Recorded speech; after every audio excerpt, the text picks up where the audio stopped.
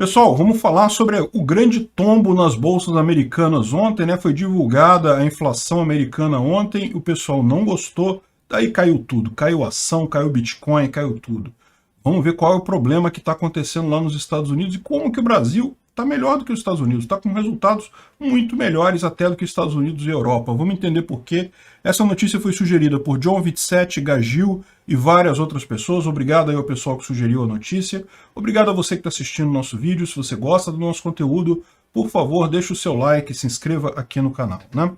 Pois bem, olha que coisa, né? A inflação ao consumidor lá nos Estados Unidos, o valor anual, subiu para 8,3, não foi uma coisa muito grande não, tá? Era 8,1, subiu para 8,3. E o mercado previa uma queda mensal de 0,1 e que a alta anual seria 8,1, né? Mas foi 8,3 e houve um valor positivo de 0,1, né? Mês passado lá nos Estados Unidos a inflação ficou em zero no mês. Não teve deflação, mas também não teve inflação. Por quê? Porque o preço do petróleo, dos combustíveis, está caindo no mundo todo, né? Aqui no Brasil a gente teve um grande baque com a redução do ICMS, mas depois continuamos tendo deflação. Por quê? Porque o valor do petróleo continua caindo no mercado internacional. E lá nos Estados Unidos a mesma coisa, continua caindo o petróleo, houve deflação ali. Só que eles esperavam uma deflação de 0,1 neste mês, e veio uma inflação de 0,1. Não é uma coisa muito grande, 0,2% de diferença. Mas isso aí bateu com contrário às expectativas do mercado, e daí a gente teve esse problema de que as ações todas caíram. Ficou um mar de sangue lá na bolsa, tudo caiu. E aí, infelizmente, quando acontece nessas horas também, Bitcoin caiu, Ethereum caiu, outras criptomoedas também caíram em função justamente de que as pessoas precisam fechar os contratos, precisam fechar os swaps, os contratos futuros, e daí precisam de dinheiro vivo, e aí onde tiver alguma coisa que tiver liquidez, eles vão tirar para poder cumprir essas obrigações, né? Então, é aquele negócio, teve uma grande queda, foi uma queda de... O índice Dow Jones da Bolsa de Nova York caiu 3,9%, Standard Poor's fechou em 4,3% negativo, a Nasdaq caiu 5,2%, caramba, foi o pior dia desde junho de 2020. Isso porque... Por que isso foi uma coisa tão ruim assim? Porque o pessoal percebeu que se a inflação continua persistente, mesmo com o petróleo caindo, com a gasolina caindo, a inflação ainda está positiva lá nos Estados Unidos, é sinal de que o Banco Central americano ainda vai manter um aumento de 0,75 na taxa básica de juros, né? Havia expectativa que se a inflação começasse a diminuir um pouquinho, talvez o Fed já subisse só 0,50 pontos, já começasse a mainar essa curva, mas não, ele vai continuar subindo porque ainda tem inflação significativa. Então é realmente uma coisa complicada, já está menor um pouco a inflação, chegou a estar 9,1%, ou seja, quase 10% de inflação anual nos Estados Unidos. Pra gente aqui no Brasil, 10% de inflação é fichinha, a gente está acostumado com isso aqui. Ao longo da história do Brasil, o que mais teve, na época da Dilma, teve vários meses com inflação acima de 10% e coisa e tal. Aqui a gente passou agora algumas inflações acima de 10%, foi 2 meses, se não me engano. Lá nos Estados Unidos, isso aqui é uma coisa absurda, né? Enfim, e contrastando com esse mau humor no mercado americano, a gente tem aqui no Brasil que, novamente, o Banco Central melhorou as previsões pela 11ª semana consecutiva. A inflação ele previu uma inflação mais baixa do que antes e um PIB mais alto do que antes, né? A previsão da inflação caiu de 6,61 para 6,4 e o crescimento do PIB subiu de 2,26 para 2,39. Então, ou seja, no final das contas, a economia no Brasil está caminhando bem. Está maravilhosamente linda, com tudo perfeito? Não, porque nenhuma economia é assim. Toda economia você tem escassez, a economia é o estudo da escassez, como você aloca os recursos escassos, né? E, particularmente, é lógico, muito esquerdista pergunta por aí quando eu falo que a economia está boa, o esquerdista fala assim, ai, mas eu não estou vendo essa coisa nova, essa coisa boa que você está vendo, o meu sentimento é ruim de inflação. É lógico, tu tá torcendo pro Lula, cara, tu esperava o quê? Que tu ia comemorar isso também? Não, tu tá querendo que o Brasil vá pro saco. Se tivesse tudo uma merda, você ia estar comemorando, ia estar com um sentimento bom porque o Lula ia ganhar a eleição, entendeu? Mas eu entendo o problema é esse, não é a economia está indo bem. Para quem está correndo atrás, está indo muito bem. Enfim, no final das contas, então, essa é a coisa. Agora, a grande pergunta que todo mundo se faz, né? Pô, o que houve?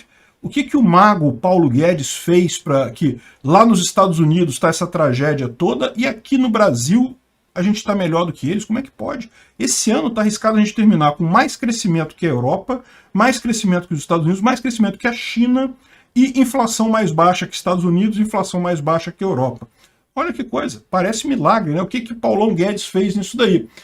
E não é só isso não, aqui a Bolsa brasileira está ganhando de lavada, enquanto a Bolsa americana desabou tudo por conta de inflação mais alta do que o esperado, aqui no Brasil, meu amigo, ao contrário, a Bolsa continua subindo, recuperando valor rapidamente, realmente uma coisa excelente. Aqui, se comparar, olha como é que foi em 2022 aqui o desempenho das bolsas, né?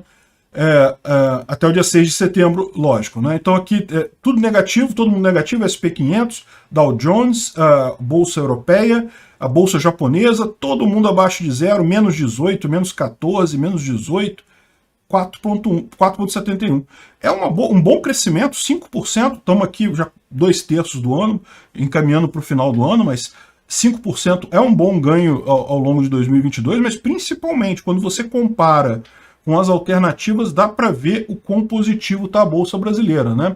E não é só a Bolsa também não, olha só, mercado de aviação no Brasil foi o único com crescimento em julho, enquanto as empresas aéreas no mundo todo estão com dificuldade, aqui no Brasil a coisa está melhorando e vai melhorar mais ainda, tá? Porque agora a ANAC acabou com a exigência de vacina para entrar no Brasil, então se você não for vacinado, você pode entrar no Brasil fazendo um teste de Covid antes. Então, ou seja, eu já me sinto à vontade de viajar, quem sabe eu não faço mais umas viagens para ajudar esse mercado de aviação, né?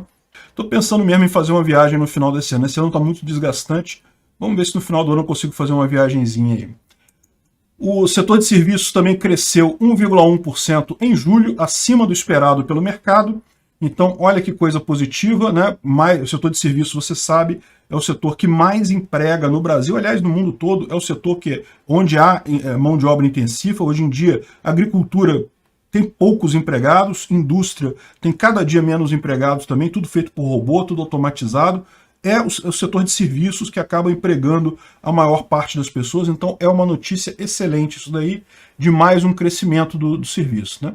E aí a pergunta, afinal, o que o mago Paulo Guedes fez que fez essa diferença toda? E a resposta para você é muito simples, não foi o que ele fez, foi o que ele não fez. Porque no final das contas, lembra, inflação é o governo imprimindo dinheiro, é o governo gerando dinheiro que causa inflação. O que aconteceu lá nos Estados Unidos? Em 2020, no mundo todo, todos os países imprimiram muito dinheiro, inclusive o Brasil, por conta da pandemia e coisa e tal. E com isso a gente teve a inflação. A inflação demorou um pouquinho a aparecer, porque como a gente estava no meio de uma pandemia, ninguém estava querendo gastar reserva, gastar dinheiro, mas quando acabou a pandemia, as pessoas começaram a gastar de novo e daí veio a inflação. Então, o Brasil teve inflação, os Estados Unidos teve inflação, todo mundo teve inflação. Qual que foi a diferença? A diferença é que chegou 2021 e o Paulo Guedes fechou a torneira. Não precisamos gastar mais, já acabou a pandemia, o que tinha que dar de dinheiro já deu de dinheiro, não vamos imprimir mais dinheiro. Com isso, a inflação segurou aqui. Isso não foi o que foi feito, por exemplo, nos Estados Unidos. A gente viu aqui, a gente fez vários vídeos falando mais um pacote trilionário de apoio do Biden, mais um pacote de não sei o que lá. O Biden imprimiu dinheiro à vontade lá nos Estados Unidos ao longo de 2021 e ao longo de 2022. Chegou a um absurdo de último pacote do Biden ser imprimir 370 bilhões de dólares para acabar com a inflação. Como? Tu está fazendo o contrário, né? Você está ao contrário, aumentando a inflação ao imprimir dinheiro desse jeito, né? Enfim, isso foi o problema. Não foi o que o Paulo Guedes fez, foi o que ele não fez. Ele não gastou demais em 2021. Né?